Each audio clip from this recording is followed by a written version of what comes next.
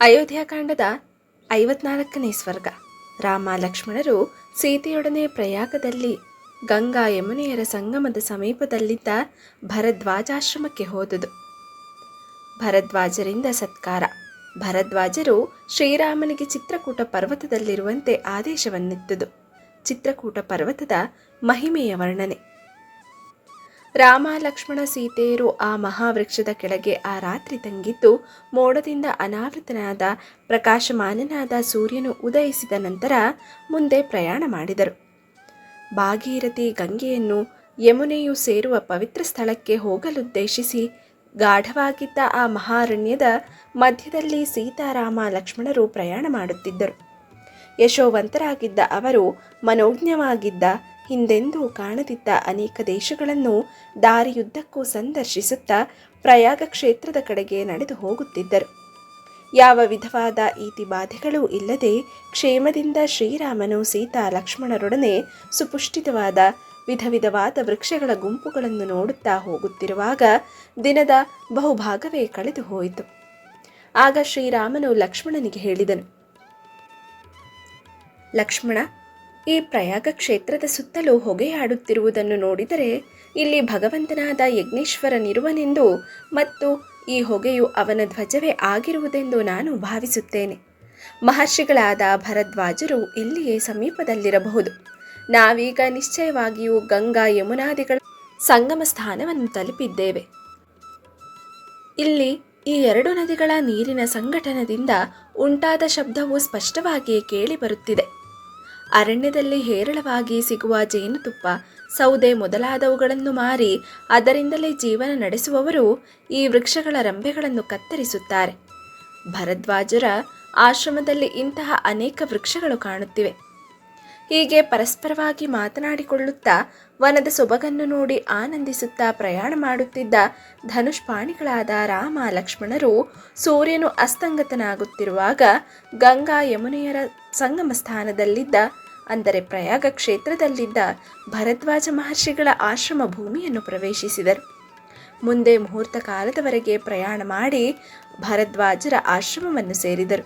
ಅವರು ಧನುಷ್ಪಾಣಿಗಳಾಗಿ ಹೋಗುತ್ತಿದ್ದಾಗ ಅಲ್ಲಿದ್ದ ಮೃಗ ಪಕ್ಷಿಗಳೆಲ್ಲವೂ ಅವರನ್ನು ಕಂಡು ಭಯಗೊಂಡು ಓಡುತ್ತಿದ್ದವು.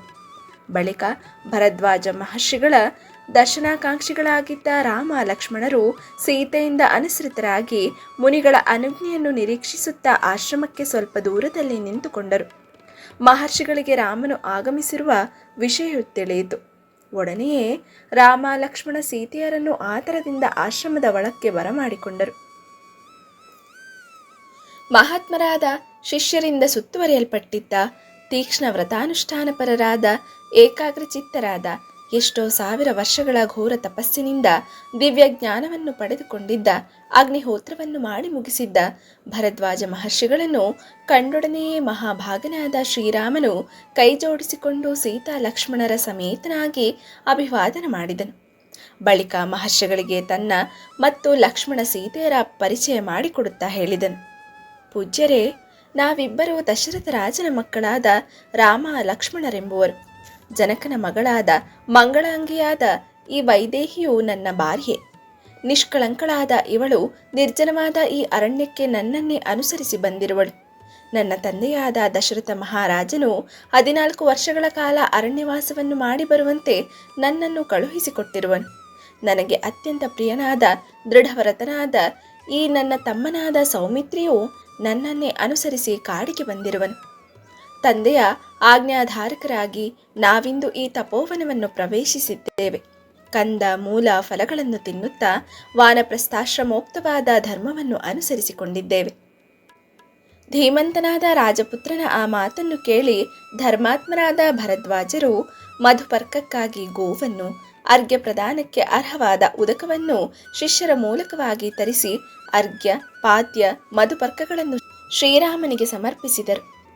ಬಳಿಕ ಭರದ್ವಾಜರು ಅರಣ್ಯದಲ್ಲಿ ಸಿಕ್ಕುವ ಗೆಡ್ಡೆ ಗೆಣಸುಗಳನ್ನು, ಹಣ್ಣಿನ ರಸಗಳನ್ನು ರಾಮ ಲಕ್ಷ್ಮಣ ಸೀತೆಯರಿಗೆ ತಿನ್ನಲು ಕೊಟ್ಟರು. ಅವರು ತಂಗಲು ಯೋಗ್ಯವಾದ ಕುಟೀರವನ್ನು ಸಿದ್ಧಗೊಳಿಸಿಕೊಟ್ಟರು. ಭರದ್ವಾಜ ಮಹರ್ಷಿಗಳು ಆಗಮಿಸಿದ ಶ್ರೀರಾಮನಿಗೆ ಸ್ವಾಗತವನ್ನಿತ್ತು ಅರ್ಘ್ಯ, ಪಾದ್ಯ, ಮಧುಪರ್ಕ, ಫಲಹಾರ ಅವುಗಳಿಂದ ಸತ್ಕರಿಸುತ್ತಿದ್ದ ಸಮಯದಲ್ಲಿ ಅವರ ಸುತ್ತಲೂ ಮೃಗ ಪಕ್ಷಿಗಳು ನಿಂತು ನೋಡುತ್ತಿದ್ದವು. ಹಾಗೆಯೇ ಆಶ್ರಮದಲ್ಲಿದ್ದ ಇತರ ಮುನಿಗಳು ಸುತ್ತುವರಿದು ನಿಂತಿದ್ದರು. ಭರದ್ವಾಜ ಮಹರ್ಷಿಗಳು ಆದರಪೂರ್ವಕವಾಗಿ ಸಲ್ಲಿಸಿದ ಆ ಪೂಜೆಯನ್ನು ಸ್ವೀಕರಿಸಿ ಆಸನದಲ್ಲಿ ಮಂದಸ್ಮಿತನಾಗಿ ಕುಳಿತಿದ್ದ ಶ್ರೀರಾಮನಿಗೆ ಮಹರ್ಷಿಗಳು ಧರ್ಮಯುಕ್ತವಾದ ಮಾತನ್ನು ಹೇಳಿದರು. ರಾಮಭದ್ರ, ನೀನು ಆಶ್ರಮಕ್ಕೆ ಬರುವುದನ್ನು ನಾನು ಬಹಳ ದಿವಸಗಳಿಂದ ನಿರೀಕ್ಷಿಸುತ್ತಲೇ ಇದ್ದೆನು. ನಿಷ್ಕಾರಣವಾಗಿ ನೀನು ಅಯೋಧ್ಯೆಯಿಂದ ಹೊರದೂಡಲ್ಪಟ್ಟೆ ಎಂಬ ವಿಷಯವೂ ನನಗೆ ತಿಳಿದಿದೆ. 2 ಮಹಾನದಿಗಳು ಸೇರುವ ಈ ಪುಣ್ಯಕ್ಷೇತ್ರವು ಸಾಕಷ್ಟು ವಿಶಾಲವಾಗಿದೆ, ಪುಣ್ಯತಮವಾಗಿಯೂ ರಮಣೀಯವಾಗಿಯೂ ಇದೆ. ಇಲ್ಲಿ ನೀನು ಸುಖವಾಗಿರಬಹುದು. ಭರದ್ವಾಜರು ಹೀಗೆ ಹೇಳಲು ಸರ್ವರ ಹಿತದಲ್ಲಿಯೂ ಆಸಕ್ತನಾದ ಶ್ರೀರಾಮನು ಶುಭಕರವಾದ ಈ ಮಾತನ್ನು ಹೇಳಿದನು. ಮಹರ್ಷಿಗಳೇ, ತಾವು ಹೇಳಿದುದೇನು ಉಚಿತವಾಗಿಯೇ ಇದೆ. ಆದರೆ ಈ ಆಶ್ರಮಕ್ಕೆ ಸಮೀಪದಲ್ಲಿರುವ ಪಟ್ಟಣಿಗರು ನನ್ನನ್ನಿಲ್ಲಿ ಸುಲಭವಾಗಿ ಕಾಣಬಹುದೆಂಬ ಆಶಯದಿಂದ ತಂಡವಾಗಿ ಇಲ್ಲಿಗೆ ಬರುವರೆಂದು ನಾನು ಭಾವಿಸುತ್ತೇನೆ. ವೈದೇಹಿಯನ್ನು ಮತ್ತು ನನ್ನನ್ನು ಕಾಣಲು ಉತ್ಸಾಹದಿಂದ ಜನರು ಇಲ್ಲಿಗೆ ಬಂದೇ ಬರುತ್ತಾರೆ. ಈ ಒಂದು ಕಾರಣದಿಂದ ನಾನಿಲ್ಲಿ ತಂಗಲು ಇಷ್ಟಪಡುವುದಿಲ್ಲ. ಪೂಜ್ಯರೇ, ಏಕಾಂತದಲ್ಲಿರಲು ಸಾಧ್ಯವಾಗುವಂತೆ ಒಂದು ಶ್ರೇಷ್ಠವಾದ ಆಶ್ರಮ ಪ್ರದೇಶವನ್ನು ಯೋಚಿಸಿ ಹೇಳಿರಿ. ಆ ಸ್ಥಳವು ಸುಖೋಚಿತಳಾದ ಜನಕನ ಮಗಳಾದ ಸೀತಾದೇವಿಯು ನಕ್ಕು ನಲಿಯಲು ಸಾಧ್ಯವಾಗುವಂತಿರಬೇಕು. ಶುಭಾವಹವಾದ ಶ್ರೀರಾಮನು ಈ ಮಾತನ್ನು ಕೇಳಿ ಮಹಾಮುನಿಗಳಾದ ಭರದ್ವಾಜರು ಗ್ರಹಿಸಲು ಯೋಗ್ಯವಾದ ಈ ಮಾತನ್ನು ಹೇಳಿದರು. ರಾಮಭದ್ರ, ನೀನು ಯಾವ ಪರ್ವತದಲ್ಲಿ ವಾಸ ಮಾಡಬೇಕಾಗಿರುವುದೋ ಆ ಪರ್ವತವು ಇಲ್ಲಿಗೆ 10 ಕ್ರೋಶಗಳ ದೂರವಿದೆ. ಅದು ಮಹರ್ಷಿಗಳಿಂದ ಸೇವಿಸಲ್ಪಡುತ್ತಿದೆ. ಪುಣ್ಯಪ್ರದವಾಗಿದೆ, ನೇತ್ರಾನಂದಕರವಾಗಿದೆ.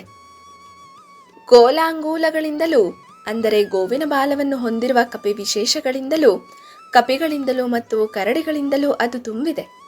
ಗಂಧಮಾದನ ಪರ್ವತಕ್ಕೆ ಸದೃಶವಾಗಿರುವ ಆ ಪರ್ವತಕ್ಕೆ ಚಿತ್ರಕೂಟವೆಂದು ಹೆಸರು. ಎಲ್ಲಿಯವರೆಗೆ ಮಾನವನು ಆ ಚಿತ್ರಕೂಟದ ಶಿಖರವನ್ನು ಸಂದರ್ಶಿಸುತ್ತಿರುವನೋ ಅಷ್ಟು ಕಾಲದವರೆಗೂ ಅವನು ಶುಭ ಫಲಗಳನ್ನೇ ಪಡೆದುಕೊಂಡಿರುತ್ತಾನೆ. ಮನಸ್ಸು ಪಾಪಕರ್ಮದಲ್ಲಿ ತೊಡಗುವುದಿಲ್ಲ. ರಾಘವ, ಈ ಚಿತ್ರಕೂಟ ಪರ್ವತದ ತಪ್ಪಲುಗಳಲ್ಲಿ ಋಷಿ ಮಹರ್ಷಿಗಳು 100 ವರ್ಷಗಳ ಕಾಲ ತಪಸ್ಸನ್ನು ಮಾಡುತ್ತಾ ವಿಹರಿಸುತ್ತಿದ್ದು ತಪ ಫಲದಿಂದಾಗಿ ಸಶರೀರರಾಗಿಯೇ ಸ್ವರ್ಗಕ್ಕೆ ತೆರಳಿರುವರು. ಚಿತ್ರಕೂಟ ಪ್ರದೇಶವು ನಿರ್ಜನವಾಗಿದ್ದು ನಿನಗೆ ಅತ್ಯಂತ ಸುಖಕರವಾಗುವುದೆಂದು ನಾನು ಭಾವಿಸುತ್ತೇನೆ.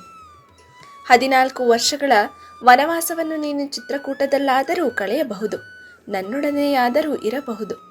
ಹೀಗೆ ಹೇಳಿ ಧರ್ಮವಿದರಾದ ಭರದ್ವಾಜರು ಆಕಸ್ಮಿಕವಾಗಿ ಆಗಮಿಸಿರುವ ಬಹುಪ್ರಿಯನಾದ ಭಾರ್ಯ ಭ್ರಾತೃ ಸಹಿತನಾದ ಶ್ರೀರಾಮನನ್ನು ಸಕಲ ವಿಧವಾದ ಕಾಮನಾ ವಸ್ತುಗಳಿಂದಲೂ ಸತ್ಕರಿಸಿ ಪುರಸ್ಕರಿಸಿದರು. ಆ ಪ್ರಯಾಗ ಕ್ಷೇತ್ರದಲ್ಲಿ ಮಹರ್ಷಿಗಳ ಸಾನ್ನಿಧ್ಯವನ್ನು ಹೊಂದಿ ಅವರೊಡನೆ ವಿಚಿತ್ರವಾದ ಕಥೆಗಳನ್ನು ಕೇಳುತ್ತಿದ್ದ ಶ್ರೀರಾಮನಿಗೆ ಆ ರಾತ್ರಿಯು ಪುಣ್ಯತಮವಾದ ಮತ್ತು ಪ್ರಸನ್ನವಾದ ರಾತ್ರಿಯಾಗಿ ಪರಿಣಮಿಸಿತು.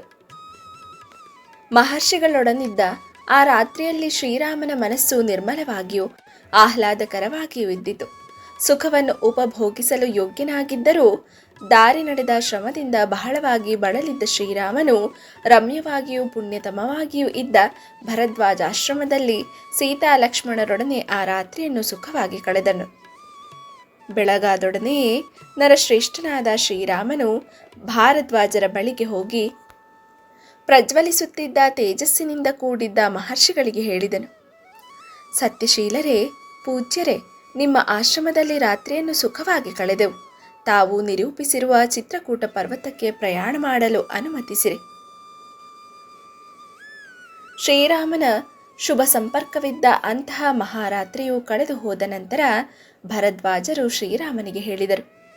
ರಾಮಭದ್ರ, ಜೇನುತುಪ್ಪದಿಂದಲೂ ಕಂದ ಮೂಲಗಳಿಂದಲೂ ಮತ್ತು ನಾನಾ ವಿಧವಾದ ಹಣ್ಣುಗಳಿಂದಲೂ ಸಮೃದ್ಧವಾಗಿರುವ ಚಿತ್ರಕೂಟಕ್ಕೆ ನೀನು ಪ್ರಯಾಣ ಮಾಡಬಹುದು. ಅನೇಕ ವಿಧವಾದ ವೃಕ್ಷಗಳಿಂದ ವ್ಯಾಪ್ತವಾಗಿರುವ, ಕಿನ್ನರರಿಂದಲೂ ಉರಗರಿಂದಲೂ ಸಂಸೇವ್ಯಮಾನವಾಗಿರುವ, ನವಿಲುಗಳ ನಿನಾದದಿಂದ ಪ್ರತಿ ಕ್ಷಣದಲ್ಲಿಯೂ ಪ್ರತಿಧ್ವನಿಸುತ್ತಿರುವ, ಮದಿಸಿದ ಆನೆಗಳಿಂದ ಆಶ್ರಯಿಸಲ್ಪಟ್ಟಿರುವ ಆ ಚಿತ್ರಕೂಟ ಪರ್ವತದಲ್ಲಿ ವಾಸ ಮಾಡುವುದು ನಿನಗೆ ಹಿತಕರವಾಗುವುದೆಂದು ನಾನು ಭಾವಿಸುತ್ತೇನೆ.